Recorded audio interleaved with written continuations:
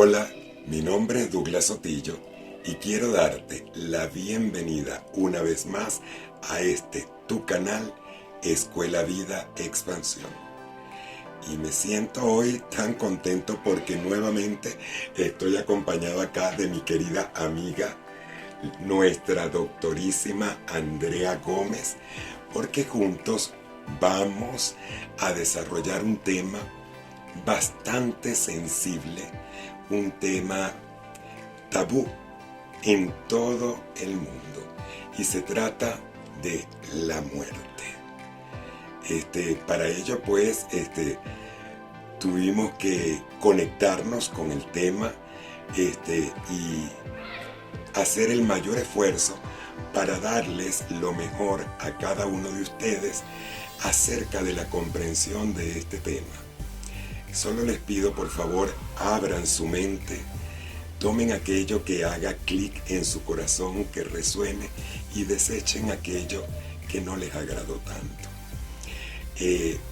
Fue necesario traer a Andrea Gómez acá para el desarrollo de este tema, ya que ella es una médico especialista en el área de anestesiología, pero es algo que sucede y que ella puede verlo gracias a su trabajo, a su desempeño día a día. Entonces para mí es muy importante la presencia de Andrea acá y vamos a escuchar de la voz de ella qué es la muerte para ella, qué considera ella de manera personal acerca de la muerte y desde el punto de vista profesional, qué significa la muerte para ella. Hola Andrea, bienvenida una vez más a Escuela Vida. Y bueno, para todos nuestros amados suscriptores, te dejo con ellos. A ver, te vamos a escuchar. Bueno, Douglas, gracias por la invitación nuevamente a este espacio, Escuela Vida Expansión.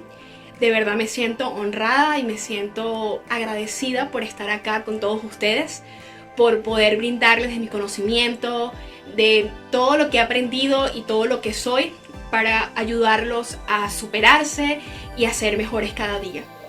Así es, qué bonito. Bien, el día de hoy voy a hablarles de la muerte, pero de varios puntos de vista, porque si bien mi profesión me permite verlo desde una óptica bien particular, completamente diferente al común, pues también tengo una experiencia del otro lado que fue como familiar, ¿sí? Entonces quisiera hablar de las dos cosas. Creo que es un tema que es bastante delicado, es un tema que toca muchas fibras, es algo profundo y no es sencillo hablar de la muerte, pero bueno, para eso estamos en la tarde de hoy, para conversar acerca de ello. Así es. Bien, voy a hablarles un poco de mi experiencia como familiar, porque bueno, realmente creo que les comenté en videos anteriores que mi paso por acá por Escuela Vida fue gracias a un duelo. Y sí, digo gracias a un duelo porque fue una circunstancia que hizo que yo tuviese el requerimiento de venir acá y de aprender todo lo que aprendí y de sanar todo lo que tuve que sanar. Y bueno, realmente tuve la pérdida de mi papá cuando tenía la edad de 15 años.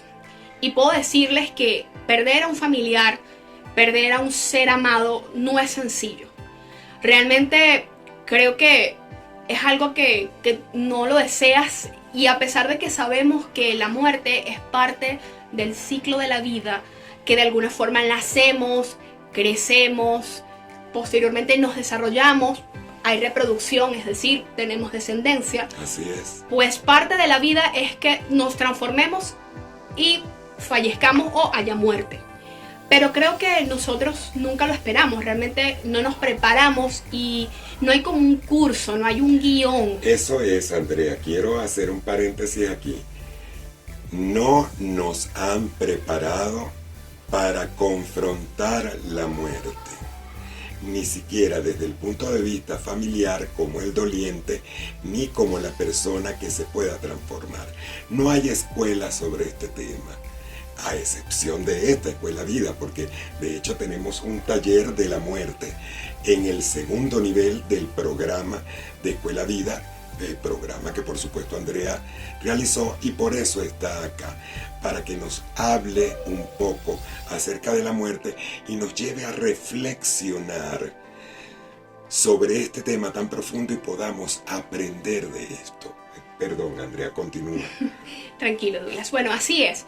Realmente nadie nos prepara, nadie nos dice cómo sobrellevar y afrontar la muerte de un ser querido, de un amigo, de un familiar, e incluso cualquier tipo de pérdida, ¿no? Porque, bueno, desde el punto de vista filosófico, espiritual, la muerte va mucho más allá, realmente del cese de las funciones cardíacas, del aparato respiratorio y posteriormente de manera irreversible la lesión a nivel de las células cerebrales, que podría ser la definición clínica de la muerte. Muy bien.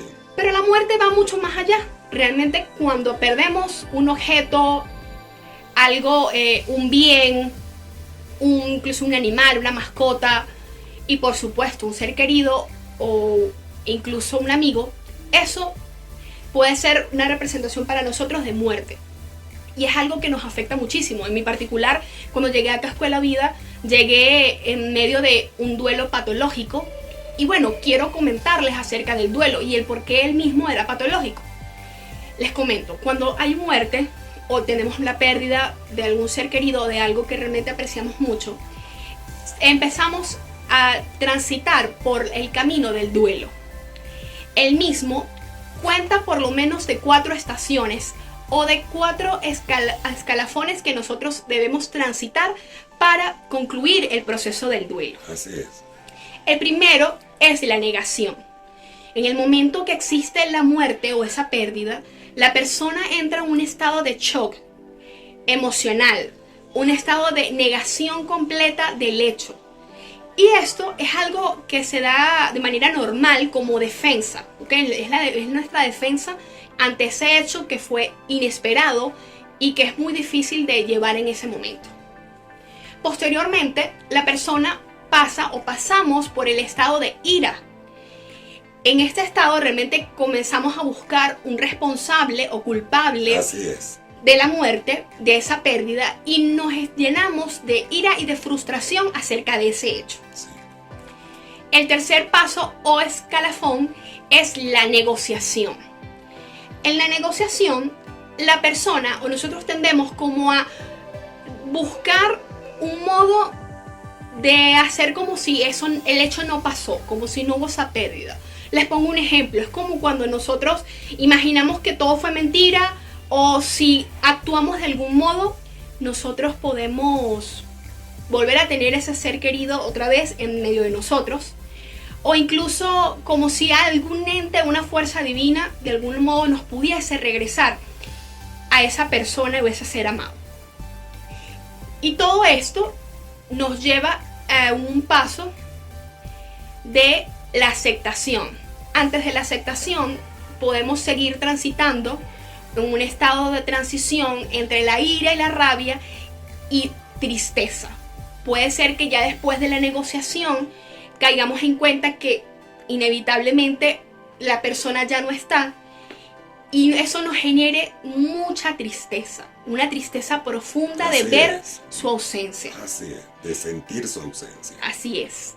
Y ya una vez que pasamos al próximo escalafón, que es la aceptación, estos síntomas depresivos o de tristeza ceden porque es cuando nosotros logramos comprender, que aunque sé que no es fácil comprender, que es algo que se da por naturaleza humana, el proceso de la muerte. Realmente es cuando, no voy a decir que dejamos de extrañar al ser querido o que nos deja de afectar, porque realmente sería mentira. Así es. Han pasado ya, casi 15 años de la partida física de mi padre, yo aún lo extraño muchísimo, yo aún lo amo, y eso no ha cambiado.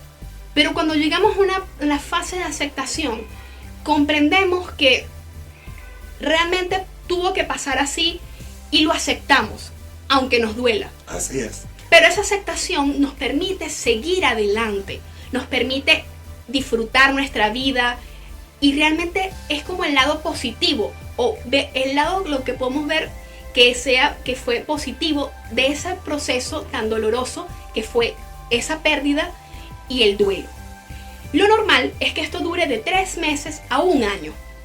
¿Qué sucede? Cuando yo llegué a Escuela Vida, realmente habían pasado 10 años de la pérdida de mi padre. Yo había permanecido en la fase entre la frustración, la negociación y la tristeza. Y ahí me mantuve muchos años. Y la ira también, la rabia. Sí. Aquí me llegó una niña con mucha rabia. En tu caso, aparte del dolor y la tristeza, mucha rabia. Sí, realmente sentí mucha rabia, tuve muchísima rabia y yo comencé a cuestionar incluso a Dios, a esa deidad. Sí. Hubo muchos años, Douglas, donde yo estuve como con rabia hacia Dios y no tenía nada que ver con mi profesión ni no, era por el hecho de la partida física de mi padre. Sí. Buscaba responsables por todas partes. Absolutamente natural que eso suceda. Y cuando llegué a Escuela Vida, realmente pude hacer mi proceso terapéutico y llegar a la aceptación. Hoy por hoy, recuerdo a mi padre, lo extraño, lo amo porque sé que me acompaña su amor y la mitad de lo que yo soy viene de él, pero con aceptación, Douglas. Y a eso quiero expresarles como esa cara de la moneda que vivió una pérdida de un familiar. Es correcto. Que vivió eso tan doloroso que es ver la muerte de alguien que amas. Que ahí debemos llegar, que tenemos que transitar por ese camino pedregoso y frío del duelo. Sí, señor. Pero al final del túnel está la aceptación. Y realmente es ahí donde debemos llegar para seguir adelante, para vivir felices, porque estoy segura que nuestros familiares, nuestros amigos, esas personas amadas, siempre quisieron lo mejor para nosotros. Es así. Y vernos felices. Totalmente de acuerdo. Y eso se aprende realmente cuando procesamos todo ese proceso, valga la redundancia, y por lo menos el taller de la muerte a mí me ayudó muchísimo. El que hacemos acá en el segundo nivel de Escuela Vida. Fue algo que marcó un antes y un después de la muerte de mi papá. Hacer esas meditaciones, todos esos ejercicios que me ayudaron a comprender. Muchas dinámicas, sí. Sí, realmente es maravilloso, se los recomiendo a todos los suscriptores. Gracias, mi amor. Excelente el taller de la muerte para sanar y para liberarnos de todo eso que nos arraigamos, ese dolor, esa rabia, esa tristeza por la pérdida de alguien. Bien, Douglas, ahora viendo la otra cara de la moneda. Como médico, como doctora, así es, como mujer de ciencias. Oye, es bastante interesante la muerte porque precisamente como médico nos formamos para evitarla, pero a su vez es algo natural, es un proceso biológico que sucede, que forma parte per se del ciclo de la vida. Así es. Totalmente. Porque por allí escuchamos que nacemos para morir y ciertamente es increíble el contraste de ayudar como anestesiólogo a un parto, a una cesárea, que es ver una nueva vida nacer. Qué contradicción, sí.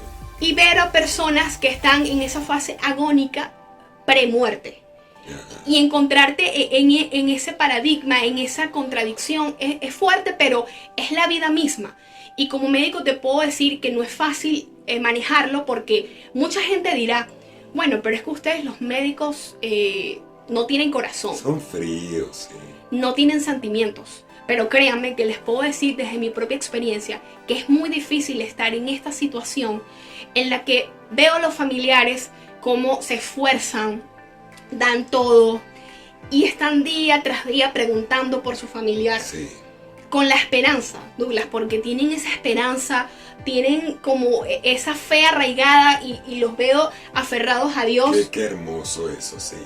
Doloroso pero hermoso ver cómo cada persona, por supuesto, en esas clínicas, en esos hospitales, harían cualquier cosa por mantener con vida a ese amado que está allí. Sí, entonces ver esa situación, dar el todo por el paciente, porque sí, claro que sí, cuando nos encontramos con un paciente gravemente enfermo, procuramos ver todas las opciones, dar con el diagnóstico, hacer todo el tratamiento posible para, más allá de evitar la muerte, Douglas, también un bien vivir, porque lo que queremos es que el paciente se recupere para que pueda vivir bien. Eso está muy bien dicho, sí, un buen vivir.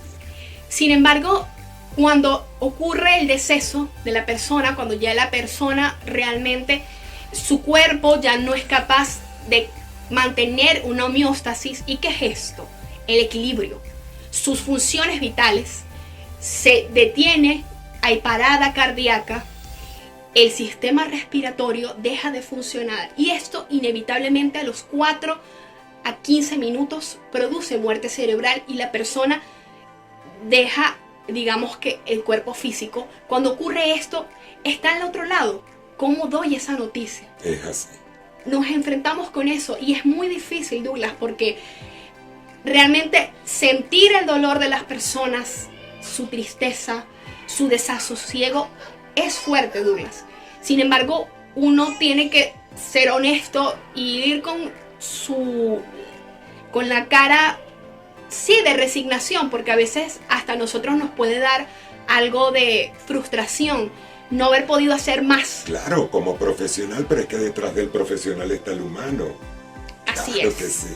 Así es.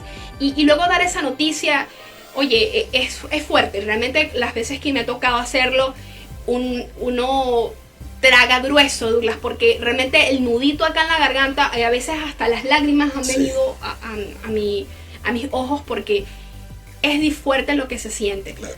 Sin embargo, hay algo curioso, Douglas, y de lo que te hablaba del buen vivir. Hay muchos familiares o personas que muchas veces hasta agradecen el hecho de que haya sucedido eso, porque hay muchas personas que sufren. Sufren, sí. Hay muchas enfermedades en las cuales son muy, muy, muy dolorosas y tampoco es justo que el ser que amamos, verlo cada día con ese dolor, con ese sufrimiento, pues de verdad que muchas veces como familiares preferimos dejarlo ir que aferrarnos a él con ese dolor físico tan grande que está padeciendo. Sí, y cuando ves eso comprendes que el amor es infinito, que el amor no entiende de tiempo y distancia, sí. Porque ellos en amor agradecen, aunque les duele ya no tenerlo físicamente, agradecen que su familiar descanse o ya haya parado o cesado de sufrir y de sentir dolor. Y eso nos pone a reflexionar. ¿Cómo no? Y por lo menos en mi parte les traigo una reflexión a todos ustedes, suscriptores. Realmente la línea que divide la vida de la muerte es mínima. Realmente genera mucha controversia saber hasta qué punto estamos, en qué punto dejamos de tener vida para pasar a la muerte. ¿Y por qué? Porque yo les pregunto algo. ¿Realmente estaría muerto esa persona que tiene un montón de meses en coma? Eso es algo que yo me pregunto y me cuestiono como médico. Claro, porque el concepto o varios de los conceptos que uno lee acerca de la muerte o clínicamente muerto, pudiesen declarar clínicamente muerto a aquella persona que dejó de respirar. Pero al ponerle un respirador artificial, entonces ahí la pregunta, ¿sigue vivo o está muerto? Pero como dijo Andrea, incluso cuando una persona deja de respirar viene también la muerte cerebral, pero lo mantienen en coma como dice ella. Entonces uno vuelve a la pregunta, ¿realmente está vivo o está muerto? Cuando cesan las funciones cerebrales, perdón, que es muy interesante. Sí, bueno, realmente describen que la muerte real es ya cuando las células cerebrales tienen una lesión irreversible. Sin embargo, es curioso porque muchas personas después del coma han logrado, después de incluso meses, vivir, ¿no? Entonces se genera esa controversia desde el punto de vista científico, filosófico y espiritual y médico. ¿Hasta qué punto, no? Porque no, por ejemplo, estará muerta una persona que apenas unos minutos se detienen los latidos de su corazón en una mesa operatoria, por lo menos como me ha tocado como anestesiólogo. Sí. Un paciente en quirófano que entra en parada cardíaca, sin embargo, atendemos la parada cardíaca y de repente el corazón vuelve a latir, esos minutos de parada, ¿estuvo muerto esa persona? ¿Estuvo muerto, sí o no? Esa es la gran pregunta. Realmente es curioso, es un tema que creo que pudiésemos durar horas hablando. ¿Cómo no? Porque cuando declaramos clínicamente muerta una persona, si, por ejemplo, si está en estado de coma, hay muerte cerebral, tiene un respirador, sí, un ventilador. Un ventilador, pero algunas funciones de su sistema siguen en función. ¿Está muerto o está vivo? Porque su corazón late, pero hay muerte cerebral. Realmente, entonces se genera una gran pregunta todo esto.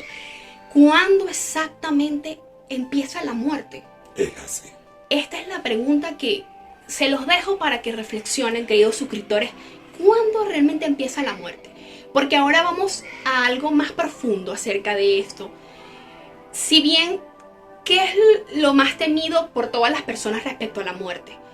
Porque cuando muchas personas están en su lecho por una enfermedad terminal, o incluso en mi caso, como me pasó con mi papá, de sentirme muy triste por ya no verlo más y sentir que faltaron cosas que decirle, te amo, que no se los dije, que no se los expresé, me faltaron abrazos que darle y momentos que compartir con él.